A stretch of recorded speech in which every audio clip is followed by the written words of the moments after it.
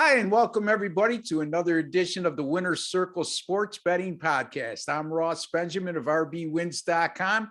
And like every Thursday, I am joined by Mr. Doug Upstone, one of the finest handicappers in the country. You can find him at docsports.com.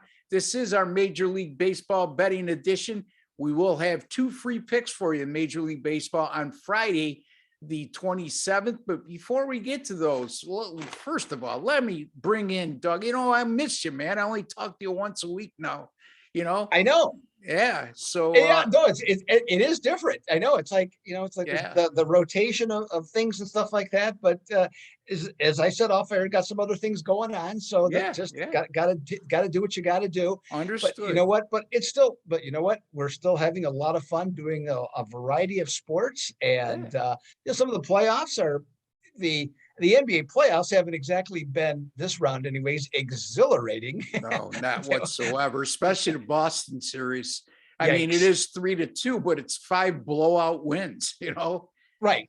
And just bad basketball, and teams shooting under 40% and winning by 20 points, stuff like that. But hey, so I'm just hopeful. I think we probably both agree here that maybe a Boston Golden State at least is hopeful that it would be a very interesting series. And as it were this year, those are the two top defensive teams in field goal percentage too. Absolutely. Golden State just wasn't ready to play in game 4. So they allowed Dallas to hang in there, but like I was saying on another podcast earlier today, Doug, I just don't like when I heard Stephen Curry go at the end of game 3 when they interviewed him. Well, we're playing with house money right now. Yeah.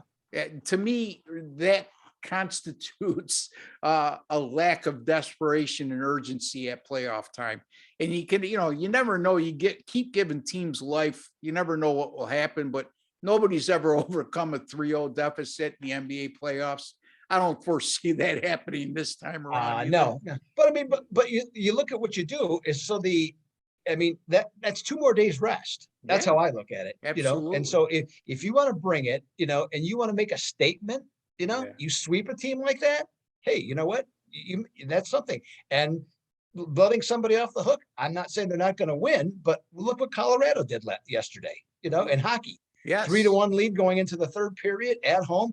Who didn't think that game was over? Well, obviously St. Louis didn't. No. And now Colorado's got to go back to St. Louis. Can they beat them? Of course they can, and should they? Yes, they should. But that's 2 more days, that they have to put in more effort on everything across the board, that it could just at some point catch up to them. And especially as badly as their goalie played in that last period. Yeah. I mean, I'm glad you brought that up because St. Louis actually tied that game, I believe, with a little over a minute to go in regulation time. They had pulled the goalie and got the tying goal and then win it in overtime. And boy, oh boy, you can carry that momentum a long way if you're the Blues. Now, not only are you still alive, but you won the game, you tied it late, you won in overtime. Now you're going back home. It would not shock me whatsoever to see that series go back to Colorado for a game 7. And how appropriate would that be? Because to me, the Blues are still dangerous. Doug, 3-1 leads in the NHL playoffs are much different than NBA playoffs. Oh, absolutely. 3-0. Hey, St. Louis won it 3 years ago. I mean, the core of that team is still there, and guys that know how to win. I mean, is Colorado better? For sure, they're better. Yeah. But you know what? Just because you're better doesn't mean you win. Ask the Phoenix Suns about that. Well, and that's a good point. St. Louis going all the way. I forget what they did last year. I think they got knocked out in the second round. Correct me if I'm wrong. That sounds right. Yes. Yeah. But Colorado hasn't made the conference final since 2002. So, and here they are with a 3-1 lead. They're tasting it. And they allow, a late goal. They blow a 2-goal lead, and then they lose in overtime at home. So interesting scenario there. I'm looking forward to that game 6 in that series in St. Louis tomorrow night. Tomorrow night, is it, Doug? Yes. It'd be Friday night. Yes, correct. Yes. Okay. So the NBA playoffs, we talked about that.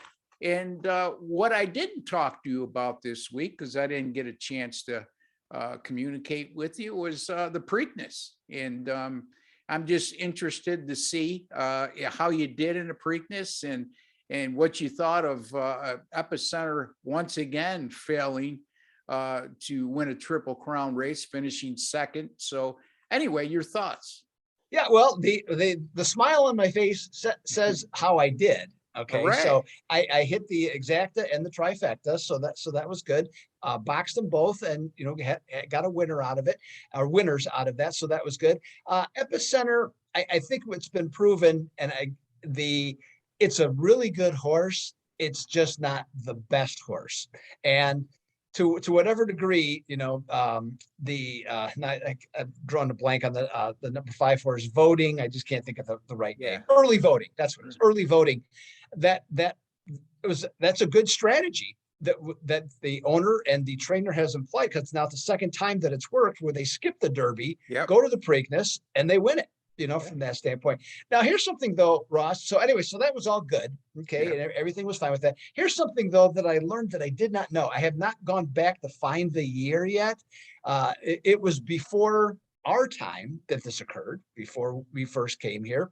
But the Preakness used to be run 3 weeks after the Derby. Yeah. And somehow, some way that got changed. And, horse racing. I think they should go back to that format. Yeah, well, to me, the easy solution. Here's the easy solution. With what has to happen? You have to adapt in everything in life, right? Sure. So that's the case. So horse racing now, they don't run every 2 weeks. Pretty much not even every 3 weeks. It's basically once a month. Okay. Right. So let's keep the Derby where it is, the first Saturday in May. Let's do the first Saturday in June for the Preakness.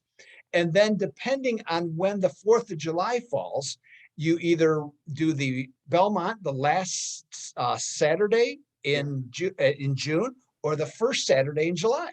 Yeah. So, and then, so then you're going towards getting people to be interested, because nobody gave a crap about this race, Ross, unless you're a horse fan, because the Kentucky Derby champion wasn't there. Yeah, he's going to be there in the Belmont, though. But then now the Preakness winner isn't going to be there. No, exactly.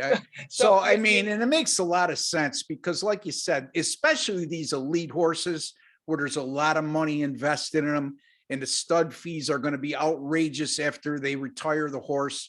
They're very careful about their health. Right. And it's, unless you win the Kentucky Derby, you're willing to waive and not think about that just 2 weeks rest kind of thing, because there's so much on the line if you win the Triple Crown. But, even then, there's a possibility. I think we saw it a couple of years ago where somebody won the Kentucky Derby and then passed on the Preakness, if I'm not mistaken, correct? True. Yes. You I don't remember the horse, that possibility. You know what I mean? Yeah. Take it out. That's all. I mean, if they don't want to run in it with a month off, well, then that's another discussion about what's wrong with the trainer and the owner on that one, unless there's an injury. Or you're right, the health of the horse. But I can't see why you would even contemplate passing on the Preakness with 4 weeks rest after you win the Kentucky Derby. If that's the case, I can't either. There's no excuse. That's basically what we're talking about. Now, Strike It Rich came from New York, right? Was he racing at Aqueduct and Belmont? You know what? I don't recall. I know. It was in New York, but I'm not sure where. Yeah, you're right. It was in New York. Yeah, $30,000 horse. We'll see. $30,000 horse wins the Kentucky Derby, and I believe just a shade under $1 million for winning the Kentucky Derby, if I'm not mistaken. And it's now a chance to go to the Belmont and win that too. And boy, oh boy, if I'm the horse's owner, I retire the horse if he wins the Belmont. That's me. I'm thinking business wise, because you're not going to improve the amount of money you're going to get for stud fees, selling a horse, whatever, because that horse is already overachieved by a long stretch. So we'll see. Interesting stuff coming up. Major League Baseball. Some interesting topics we talked about off air, and you had mentioned you had read a very interesting article written by Peter Gammons for The Athletic. And you want to share that with us, Doug? Sure. And basically, what the gist of the article was, it was about pitching and all the injuries, that are taking place right now amongst every team. Okay, to varying degrees. Some are really hit, some are not as bad. But the basic working theory amongst pitching coaches, managers, and teams that are involved has to do with the last 3 years, with the lack of spring training, and then also the lack of innings that were able to be thrown during the season to build up arm strength over not just one particular season, but over several seasons. So we had COVID in 2020, late start. Okay. Shortened season. Yeah. Shortened season, the whole deal. Okay. So guys didn't get their proper stretching out. Okay. Everything related to that. Next year, okay, there were still COVID issues in 2021. A lot of teams had different guys that couldn't participate, or there was other things that were going on. So again, wasn't necessarily shortened per se, but there was not full participation. So that was another element. This year, we know what happened. We had the strike. Again, shortened spring training, what, 2.5 weeks it is all. Yes, the pitchers have been used less, to try and compensate for that. But again, they're still breaking down, okay, extensively. And as I mentioned to you, I forget the exact number, but I believe right now there is roughly 150 pitchers on the injured list. That's right incredible, now, Major League Baseball. And so you take that into consideration.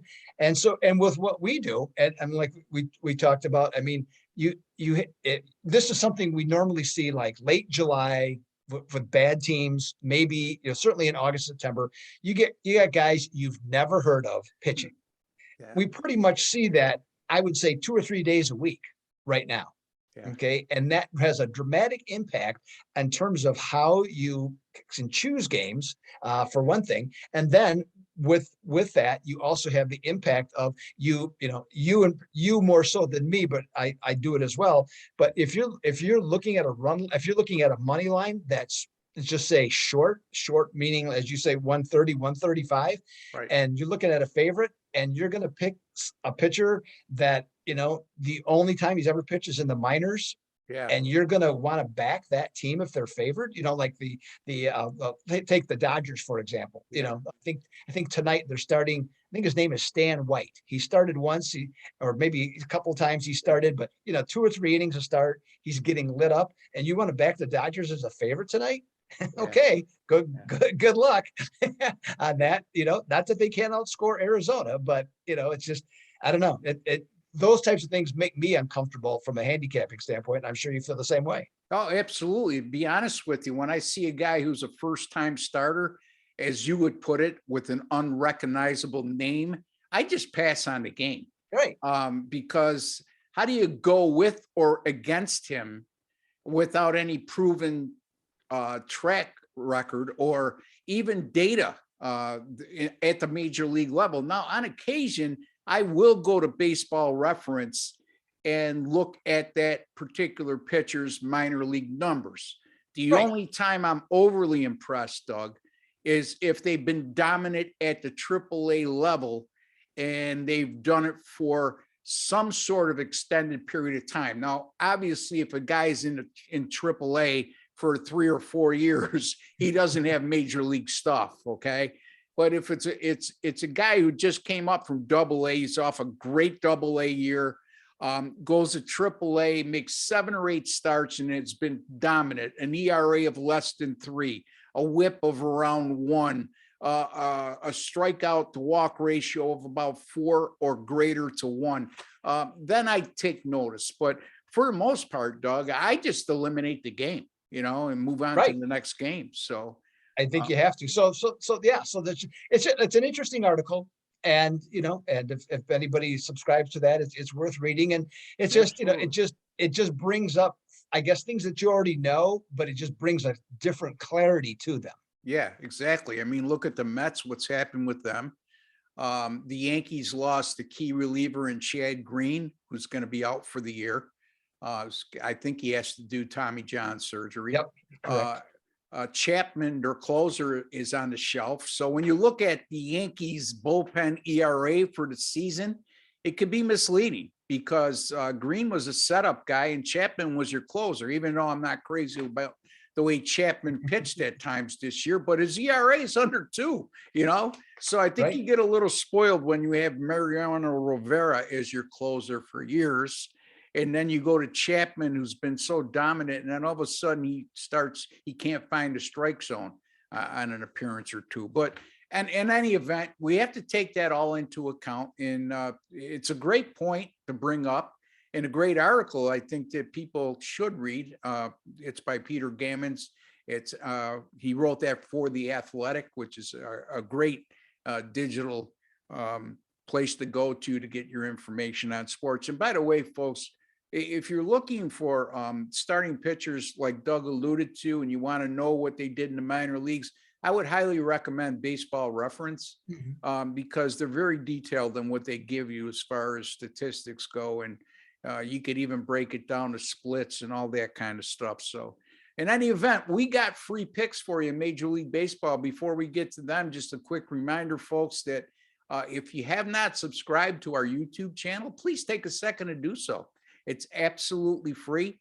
And while you're there, please hit the notification bell. Why I say that is because you'll be alerted immediately upon any of our sports betting videos going up on this channel. You don't have to keep going back and forth to see if we're up yet or not, because we're not doing these live. We're all busy in our industry and we work on a flexible schedule. Having said that, I record Monday through Friday, and Doug's every Thursday, Chip every Friday, and then we're going to start filling in the slots closer to football season. And I know Mark Lawrence is committed to the first week of June on a weekly basis. So a lot of good stuff here, folks. And not only are we giving you free pick winners, but you're going to be privy to discussions like we just had that we hope through these discussions and through our analysis on our games that makes you a smarter sports bettor today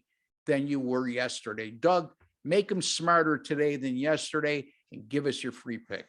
Well, this is something that has not happened for you, I don't think. Okay. So the game I'm going to do is a game I'm going to. I'm going to be there. How about that? The Dodgers are at Arizona. Okay. It actually starts Thursday night, the 4-game series. So I'm going to game 2. And, from this standpoint, it's kind of fun. I'd like to do. My daughter's actually a big Dodgers fan. So that's a big reason to be able to go from that one. But hey, you know what? Diamondbacks not having a bad year. I mean, this is a team that lost 110 games last year, and they're hovering right around 500. Yeah. It might be a little bit of a mystery, to be perfectly honest, as to why, because their offense isn't great. They're averaging 4 runs per game. That's about 20th in Major League Baseball. Their bullpen is the 5th worst. Okay. If you're looking at ERA, but why are they hanging around? Well, because they're starting pitching. If you look at a variety of metrics, they've been in the top 10 all year. Tonight, meaning Friday night, they're going to start Madison Bumgarner, and his ERA is a very sharp 2.76, and his WHIP is 1.1. The big difference I've seen, Ross, with him is his command is so much better this year. Now, maybe he's got less or fewer injury problems. I'm not really sure exactly. Nothing's been said. But he's just being able to hit his spots more, and he's not as wild as he was. He's walking fewer batters, and he's hitting the spots. Now, do I think that's going to last all year? Probably not, because the velocity. Okay, I mean, pretty much his fastball tops out at about 90. Average is probably 88, right around in there. So he's not blowing anybody away. But for now, he's hitting his spots, and the difference in his changeup or his off-speed pitches is great enough where he can get batters out. Now, the Dodgers, they have the best offense in baseball, averaging 5.5 runs per game.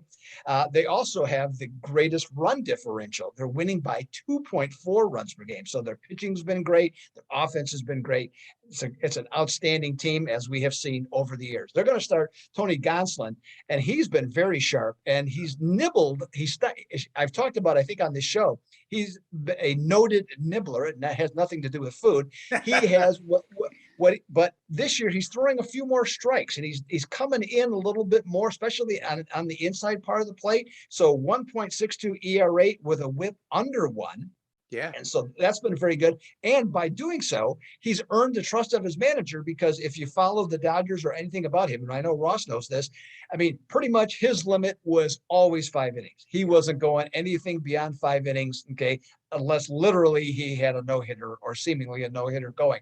But his last 2 starts, he went 6 innings in both of them. So Dave Roberts, I think, he's got more trust with him on this one. Now with the Dodgers, one of the things that is that you're not, if you're thinking about the run line with them, well, you're not going to get any value.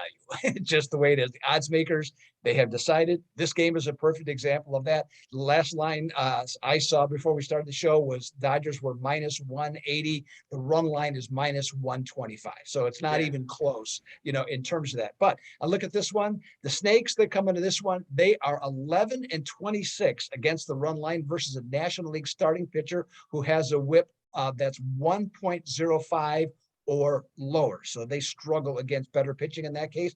And then Ross, I know this is some type of things that you find as well with your database, is that National League favorites minus 175 to minus 250 that have a starting pitcher who has an ERA under 270, going against another starting pitcher who has an ERA under 3. Those teams are 76-15 straight up. Yeah. But what's the most important thing? Run difference. They're winning by 2.4 runs per game. Yeah. I'm going to take the Los Angeles Dodgers on the run line at minus 125 to bury the Snakes. Yeah, I can't disagree with you. Bumgarner, interesting how he's evolved. He has pitched well at home. I think his ERA is under 3 at home. A couple quick notes on that game, Doug, too, as another option maybe for the bettors. Even though I'm all for your Dodgers minus 1.5, minus 125, Arizona's also gone 9-1 to the under at home this year when facing a division opponent. And Madison Bumgarner in his career as an underdog, a money line underdog of plus 125 to plus 175, which he's going to fall into that category in this game. 12-1 to the under in his career when his money line is within those parameters. And the 3 games played at Arizona earlier this season all went under the total with 5.3 runs scored per game. So just a little added tidbits there when it comes to the total, because you did mention both pitchers and how well they've been pitching. And yeah, Gonsolin, I think, in my opinion anyway, Doug, is you called him a nibbler, and he always was. And the reason I know that, and it makes sense to me when you say that, is because my vivid memory of him over the last few seasons is his ERA always seemed to be like low 3s to high 2s, yet his whip was around 130, 140. Okay, which that tells me the guy's walking a lot of hitters, number one, or giving up a lot of hits. In his case, walking a lot of hitters. And with his whip being around 1 now, I don't know the exact figures of how many hitters he's walked this year. I'm going to say that number has gone drastically down. And when that happens, your pitch count doesn't get up high within 4 or 5 innings like he was in the past. So not saying that I know anything more than you or the manager of the Dodgers does, but I can't help but think that there's a little bit of correlation there. No question about it, Ross. I agree with you 100%. So the Dodgers minus 1.5, minus 125, and Doug will be at that ball game, and I'm sure he'll give us a weather. Oh, that game's indoors. That's right. These people in Arizona, they brag about the temperatures, yet you go to a ballpark there, whether it be the Cardinals in football or the Diamondbacks in baseball, and they play indoors. Anyway. It's too hot, Ross. Well, then don't brag about the damn temperatures then. Okay, here's the thing, though, that they do there. Okay, and this isn't always. I think tomorrow's supposed to be a little over 100, so and no humidity, so it's not bad. Yeah. The roof might be open tomorrow night, but the one thing that they will do, and now you'll love this as a homeowner, is that at the stadium, sometimes the roof is open or the center field panels are open, so there's fresh air coming in, and then they'll have the air conditioner running. Yeah. Wow. So that the roof could be open. Yeah, I always love when Linda, who's my other half, she's got the air on 69, it's 85 degrees out, and then she puts the door open, wants some fresh air. Wait, what are we heating? Air conditioning in the neighborhood too? Anyway, all right, There we go. we only got about 5 minutes left before they shut us down here. All right. So Philadelphia at the Mets, NL East battle, Doug, and a guy we talked about that needs to take on a larger role, Carlos Carrasco for the New York Mets. It will be the starter in that ball game, and the scheduled starter for Philadelphia will be Zach Eflin. Right now, the Mets are a minus 120 money line favorite. Eflin, 3 starts on the road this year, terrible. 8.36 ERA and a 179 WHIP. He's made 1 start against the Mets this year, gave up 5 runs in 4 1/3 innings pitched. Not very good, folks. And the Philadelphia bullpen just continues to struggle. Over their last 7 games, don't be misled by that ERA of under 3, because they've been extremely fortunate, because you look at their WHIP of 2.00, Doug, that tells me they're wiggling out of way too many jams. And when you look at their season ERA, the bullpen, I mean, you'll see that they're not as good as that 2 point whatever is shows over their last 7 games. So the bullpen there leaves a lot to be desired, and has been for the last 3 or 4 years now. The Mets averaging 11.4 hits per game over their last 8, while Philadelphia pitchers have allowed 11 or more hits in 3 of their last 4. The Mets are 24-9 versus right-handed pitchers this year. The Phillies just 12-18 versus right-handed pitchers. And again, both starting pitchers are right-handed here. The Mets are off today. So when they go into tomorrow's game, we're recording on Thursday, so you don't get confused. They will be playing with the day off, while the Phillies will be playing their 20th game in 20 days. Something to take note of, you know? So I'm going to go with the Mets here. I just think you're getting a tremendous betting value at minus 120 against the Phillies. And for all the reasons I just mentioned. So I'm going to go with the Mets minus 120 over Philly. Doug Upstone likes the Dodgers minus 1.5, minus 125 over Arizona. And Doug, we only have a couple minutes left. So fill the folks in where they could find you. How you been doing, buddy? I'm going to make it as quickly as possible. So I'm at docsports.com. So that's real easy to find. And you can see my picture on the website.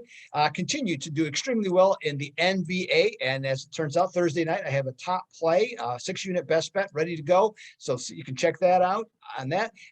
Ross had talked about me in the NHL in terms of doing well in the playoffs. Well, I certainly have been of late. Other than for 2 overtime losses, I'm 15-9. Okay, which includes 2 overtime losses in there. How many did you win in overtime? The none. Just to have that clarified. I didn't bring it up. You brought it up.